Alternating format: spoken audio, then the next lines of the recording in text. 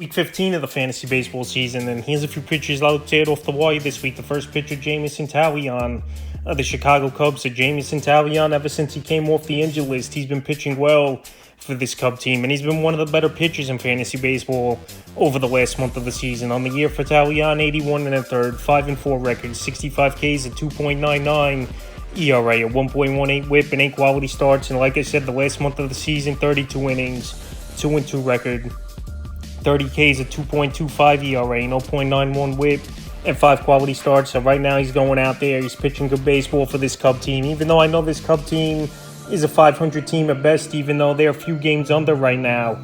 But Taillon, after a bad first season with Chicago last year, he's bounced back in a big way, and he's pitched well. And especially he's in a division that isn't all that great in the NL Central. I know they got the Brewers, the Cardinals. They've been decent teams so far in the early going. You got the Pirates, where their offense really hasn't been good all season. So Taillon's going out there, and he's pitching well. June 22nd versus the Mets, 7 innings, got the win. 6 hits, a run, 10 Ks, a quality start. June 28th at the Brewers, 6 innings, got the loss. 4 hits, 3 runs, a walk, 5 Ks, a quality start. And July 4th versus Philly, 7 innings, got the win. 4 hits, 2 runs, 7 Ks, a quality starts. He's gone out there versus 3 pretty good hitting teams is Taillon, and he's pitched his best. I know Philly's banged up, a good hitting team all season long, even with a couple injuries in the lineup. So July 10th, a tough matchup, no doubt about it, at the Baltimore Orioles will be one of the tougher tests for Taillon. But like I said, the last month of the season, one of the better pitchers in fantasy baseball, and surprising to me, still out there in 60% of fantasy leagues. Next pitcher is Reese Olson of the Detroit Tigers. So Reese Olson, it's been an up and down year for him so far this season, and his win-loss record isn't great, but everything else, for the most part, good numbers. 95 innings, 3-8 record, 89 Ks, 3.22 ERA, 1.18 WHIP, and 8 quality starts. But the last couple weeks, 18 innings, 2-0 record, 20 Ks, 2.5 ERA, 0.94 WHIP, and 2 quality starts. So Olson, just like Taillon, but in the AL Central, obviously, that division isn't that great hitting the baseball. Cleveland, I know they're in first place, playing well, but their offense has been hit or miss at times. White Sox, worst team in the major leagues. Twins, their offense is middle of the pack. So right now, Reese Olson, he's going out there, and like I said, he's pitched to a good ERA all season. Just the win-loss record has been an issue for him. June 23rd versus the White Sox, 6 1/3 in that one. 4 hits, 2 runs, 3 Ks, a quality start. June 29th at the Angels, 6 innings, no decision. 5 hits, 2 runs, 3 walks, 9 Ks, a quality start. And July 5th at the Reds, 5 2/3. Got the win, 3 hits, a run, 2 walks, 8 Ks. So right now, 3 quality starts out of the last 4 outings here for Reese Olson. His next outing is versus one of the mentioned division rivals in the Central, the Cleveland Guardians, on July 10th.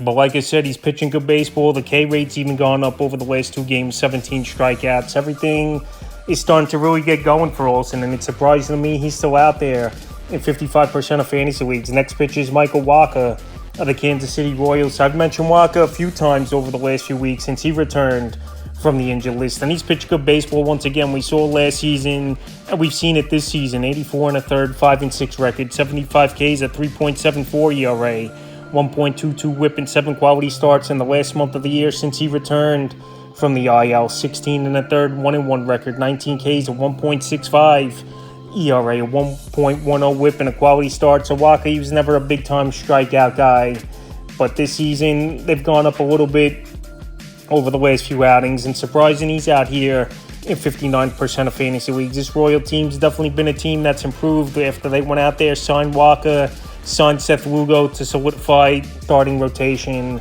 and it's paying dividends for them. June 22nd at Texas, 5 innings, got the loss. 3 hits, a run, a walk, 5 Ks. June 27th versus the Guardians, 5 1/3, no decision. 7 hits, a run, 2 walks, 6 Ks. And July 3rd versus the Rays, 6 innings, got the win. 2 hits, a run, 3 walks, 8 Ks, a quality start. So the one thing with Wacha, he's not going to go that deep into games. His K rate isn't going to be all that great, like I mentioned, but he's on a Kansas City Royal team that's in a weak division. Like I mentioned with Olson, he's not hitting teams at all pretty much for the most part, where they're middle of the pack to the bottom half of the league to runs scored is these teams in the Central. So now, well, he's on a pretty solid team this season in a weak division for the most part. I think Wacha could keep this going. And we saw last season he pitched to a 3.22 ERA in a tough NL West. So his next outing, one of his former teams, the St. Louis Cardinals. And you know he's going to want to stick it to them, even though it's been many years since he's been on that team. Next pitcher, Drew Thorpe of the Chicago White Sox. Drew Thorpe, he's been one of the best pitching prospects to come up this season. Obviously, he's not in the league of Paul Skeens, but besides that, behind him in the next tier on the season for Thorpe in a small sample size, 26 and 2/3, 3-1 record, 18 Ks, a 3.71 ERA, a 1.13 WHIP, and 3 quality starts. At Thorpe, he's got good stuff, no doubt about it.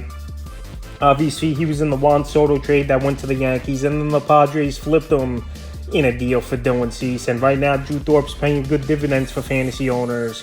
And going out there and he's making the most of his opportunity is Drew Thorpe. He's one of the better pitching prospects in the majors. June 22nd at the Tigers, 6 innings, got the win. It's 4 walks, 5 Ks, a quality start. June 28th versus the Rockies, 6 innings, got the win. 2 hits, 2 runs, a walk, 4 Ks, a quality start.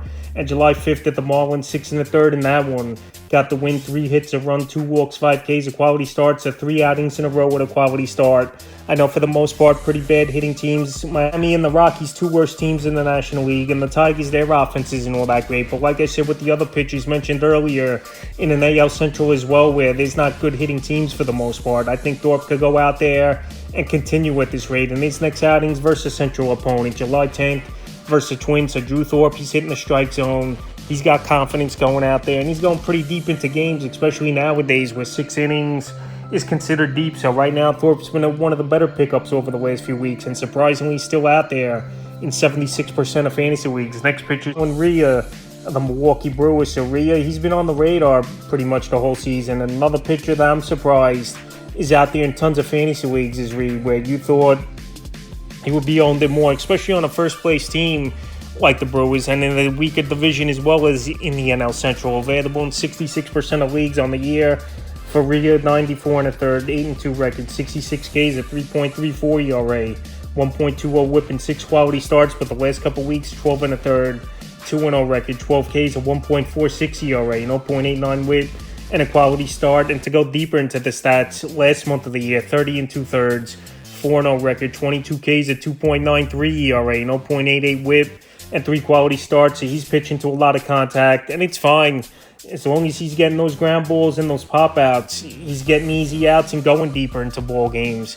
Is Rhea. The last few outings, June 21st at the Padres, 5 1/3, no decision. 6 hits, 5 runs, 2 walks in that one. June 28th versus the Cubs, 5 1/3, got the win. 3 hits, 2 runs, 2 walks, 8 Ks. And July 3rd at the Rockies, 7 innings, got the win. 6 hits, no runs, 4 Ks, a quality start. So 3 out of 5 outings, he's at a quality start. His next outing is July 9th versus the Pittsburgh Pirates. So right now, Rhea's pitching good baseball. He's got pretty good stuff where he don't have to strike out a whole lot of batters just to get easy outs.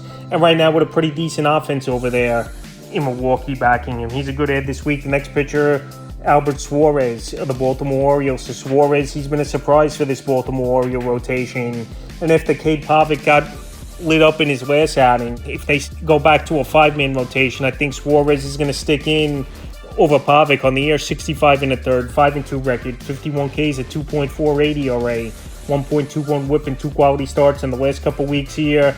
2-1 record, 11 Ks, 3.71 ERA, a 1.24 WHIP, and 2 quality starts. I know Suarez, the ERA's gone up a little bit on and off over the last couple weeks, but he's still a pitcher going out there, going 5-6 innings, and it's tough to find good pitching and consistent pitching on the waiver wire. And for the most part, Suarez has been consistent, and he's out there in 69% of leagues. June 23rd at Houston, 5 innings, got the loss. 10 hits, 5 runs, 3 walks, 3 Ks. June 28th versus Texas, 6 innings, got the win. 3 hits, no runs, 2 Ks, a quality start.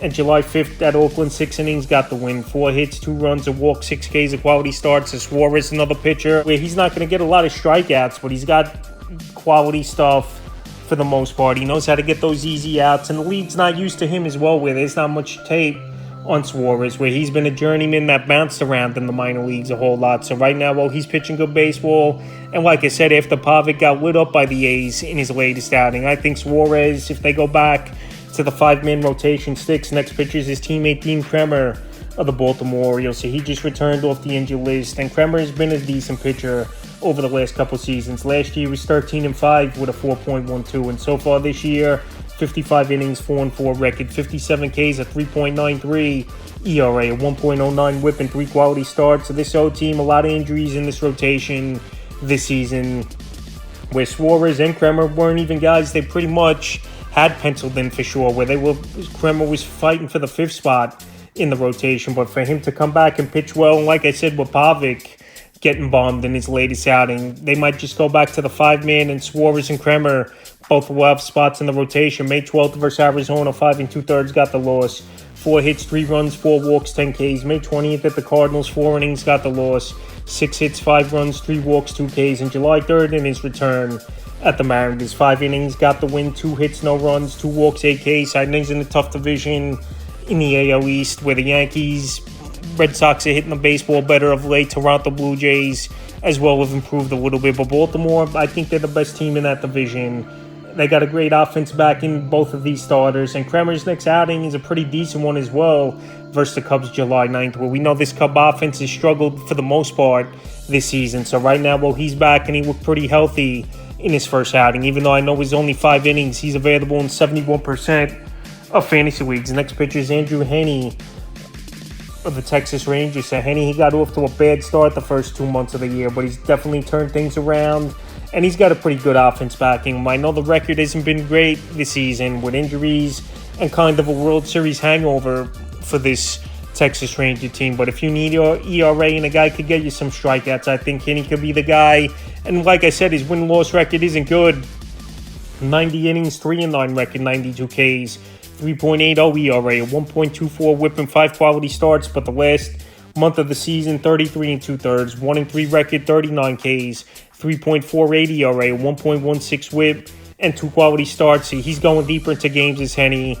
The loss is obviously going to hurt in points leagues more than anything for the most part. But in terms of strikeouts and starting to get that ERA lowered over the last few weeks, I think he can help fantasy owners, and he's out there in tons of fantasy leagues right now in 76%. So the last few games here for Heaney has been an improvement.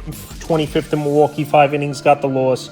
6 hits, 2 runs, 2 walks, 4 Ks. June 30th, the O's, 7 innings, got the win. 5 hits, 2 runs, 10 Ks, a quality start.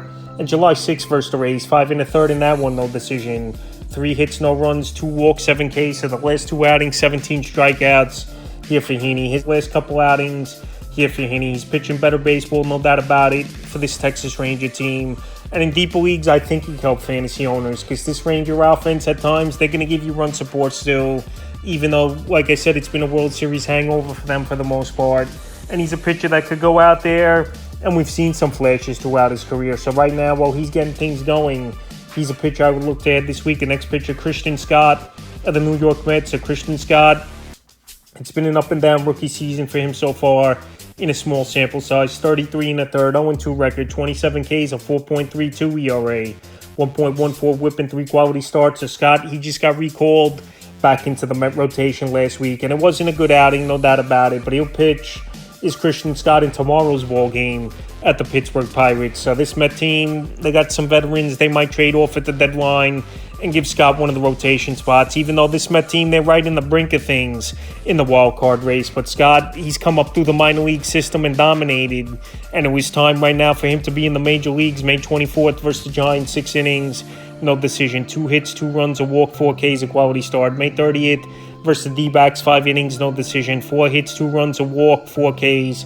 And July 3rd in his return, after he went back to the minors, for them to limit innings for a little bit, he returned 5 2/3 at the Nats, July 3rd, no decision, 6 hits, 4 runs, 2 walks, 2 Ks. So Scott, I think he has that number 2 or 3 type starter stuff. He's not scared to attack the zone. He's got 97, 98 mile per hour fastball and a good sweeper as well. So definitely was a bad outing for him at the Nats, where the Mets had a 5-0 lead and blew that ball game. But Christian Scott, like I said, he's got good upside, and I believe he's a better option for the most part in this New York Met rotation than a guy like a David Peterson, even though he's been pretty decent over the last couple weeks. Jose Quintana, I know he's pitched well the last 3-4 outings, but I still believe Christian Scott's a pitcher that can help fantasy owners and help this Met team if they want to sneak into one of those wild card spots. And the final pitcher I looked at off the wire this week, Yariel Rodriguez of the Toronto Blue Jays. So Rodriguez, he had a lot of pop coming into the season as someone that could help fantasy owners, but injuries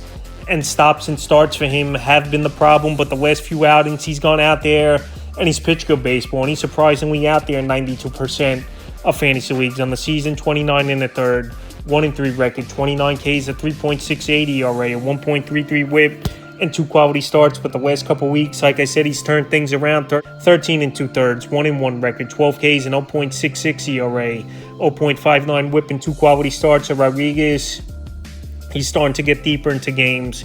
They actually stretched him out in the minor leagues a little bit with this Blue Jay team. It's paying dividends. He's been solid the last 2 outings.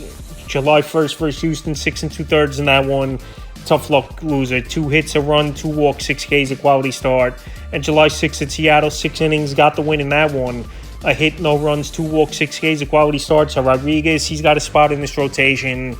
Obviously, Alek Manoah out for the season. He's been out over the last few weeks, and we knew that.